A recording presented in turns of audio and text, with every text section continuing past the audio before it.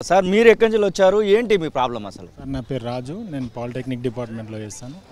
నా బాబు 72% disable sir. ఇట్లా కూడా ఉన్నా కానీ నన్ను ట్రాన్స్ఫర్ చేసిరు సార్. మొత్తం 72% డిజేబుల్, మొత్తం ఇట్లనే ఉంటుంది సార్. ఇప్పుడు నేను ఇక్కడి నుంచి నిజామాబాద్కి వెళ్ళాలి, రోజు వచ్చేవారికి నైట్ 9:30 10 అవుతుంది. హైదరాబాద్ జోన్ నుంచి మిమ్మల్ని నిజామాబాద్ సార్. నాకు కూడా అది చేయలేదు సార్ గత ప్రభుత్వం. ఈ ప్రభుత్వం అన్న చేస్తుందని మేము ఇంకా భావిస్తున్నాము. అసలు ఈ ప్రభుత్వం వచ్చినాక ఎంత తొందరగా 48 గంటల్లో చేస్తా అన్నది అది చేస్తుందని మేము భావిస్తున్నాము. ఇప్పుడు కూడా హర్షవర్ధన్ అన్న చెప్తుండే కానీ మాకు ఏది అర్థమవుతలేదు. ఎవరు కరెక్ట్ చెప్తారు, ఎవరు అబద్ధం చెప్తారో తెలుస్తలేదు. ఈ ట్రాన్స్ఫర్స్ అయితే కానీ మాకు టెక్నికల్ ఎడ్యుకేషన్ చాలా చిన్న డిపార్ట్మెంట్ కదా, మీకు పరిష్కారం దొరకట్లేదు సార్. వేకెన్సీస్ కూడా ఉన్నాయి సార్, క్లియర్ వేకెన్సీస్ ఉన్నాయి. మాకు క్లియర్ వేకెన్సీస్ ఏమన్నా కానీ ఇస్తలేరు సార్. ప్రభుత్వం నుంచి మాకు ఆర్డర్స్ వస్తేనే మేము ఏమైనా చేయగలుగుతామని అంటున్నారు సార్. పాలిటెక్నిక్ డిపార్ట్మెంట్లో క్లియర్ వేకెన్సీస్ ఉన్నాయి సార్, అక్కడ కూడా క్లియర్ ఉన్నాయి. ఇక్కడ అడ్జస్ట్ చేయొచ్చు సార్ తలుచుకుంటే. ఒక చిన్నది మా చిన్న సమస్య సార్, మేము సిటీ క్యాడర్ నుంచి తీసి అక్కడ వేసిరు సార్ మమ్మల్ని. మళ్ళీ జీవోల మెంటలీ డిజేబుల్ అని అడిగారు సార్.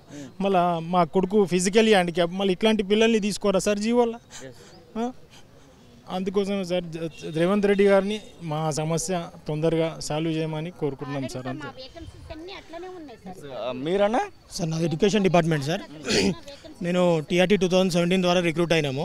రిక్రూట్ అయినాక వికారాబాద్కి అలాట్ అయినాం సార్. ఫస్ట్ రిక్రూట్ అయ్యింది అయితే ఉమ్మడి రంగారెడ్డి జిల్లా ప్రకారమే రిక్రూట్ అయినాము. దాని తర్వాత వికారాబాద్కి అలాట్ చేసిన తర్వాత 2 సంవత్సరాల తర్వాత 317 జీవో వచ్చింది సార్. 317 జీవో వచ్చిన తర్వాత ఏమన్నారంటే మాకు కూడా ఒక ఆప్షన్ ఇచ్చారు, మీరు ఎక్కడికి వెళ్తారు అన్నట్టుగా. కాకపోతే సీనియారిటీ మేము 2019లో వచ్చాం కాబట్టి సీనియారిటీ లేకపోవడం వల్ల మళ్ళీ వికారాబాద్కి అలాట్ అయినాం సార్. ఇప్పుడు ఏమంటున్నారంటే మీరు 2017 టీఆర్టీ ద్వారా రిక్రూట్ అయ్యారు కాబట్టి మీరు అక్కడనే అలాట్ అయ్యారు అక్కడన్నారు. మేము అక్కడ ఎట్లా అలాట్ అయినాం sir? As per presidential order 1975 ప్రకారమే రిక్రూట్ అయినాం మేము. అప్పటికి 2018 ప్రెసిడెన్షియల్ ఆర్డర్ రానే లేదు. ఆల్రెడీ ఒకసారి 31 జిల్లాల ప్రకారం రిక్రూట్మెంట్ ఆర్డర్ వస్తే అది కోర్టు ద్వారా క్యాన్సిల్ అయ్యి మళ్ళీ 10 జిల్లాల ప్రకారం నోటిఫికేషన్ వచ్చింది. ఆ 10 జిల్లాల ప్రకారమే రిక్రూట్ అయినాం మేము. రిక్రూట్ అయినాక మీరు జూనియర్లు కదా, మీరు అక్కడనే ఉంటారు అంటారు. మేము జూనియర్లు అయినంత మాత్రాన ఇప్పుడు నేను రంగారెడ్డి జిల్లా అని సార్. రంగారెడ్డి జిల్లా నుంచి నాకు 2 చిన్నపిల్లలు ఉన్నారు. ఒక బాబు 2 years, ఒక బాబు 10 months. వాళ్ళని వదిలేసి నేను డైలీ 250 కిలోమీటర్లు వెళ్తాను సార్. 250 కిలోమీటర్లు up and down morning 6 o'clock వెళ్తే ఈవినింగ్ 8 o'clock. వాళ్ళతో కనీసం ఒక గంట కూడా నేను పడుకుంటారు సార్. నేను వెళ్ళే టైంకి పడుకుంటారు వాళ్ళు, మళ్ళీ వచ్చే టైంకి కూడా పడుకుంటారు. వాళ్ళతో స్పెండ్ చేయడానికి అవకాశం కూడా లేదు సార్ నాకు.